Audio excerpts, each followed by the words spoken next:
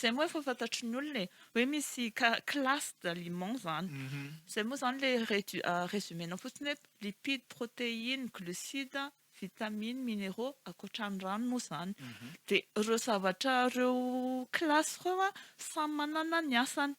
Ny sakafo no akora voalohany mitondra angovo entina manao ny zavatra ny asantsika ny mampietsika ny vatana. Sakafo ihany koa zany no mitondra ny akora ilain'ilay vatana histructurena anazy ohatra hoe ny muscle.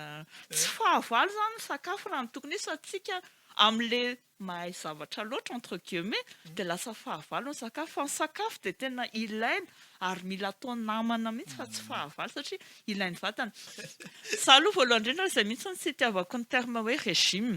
Tena tsy tiako satria ny fiainana tompoko tsy nanao régime mihitsy fa misy asany daholo ireo nutriments rehetrarehetra ireo fa hoe amin'ny fotoana inona ianao no mampiasa an'ireo no izay ny tsara hoe valiana izay fanontaniana izay.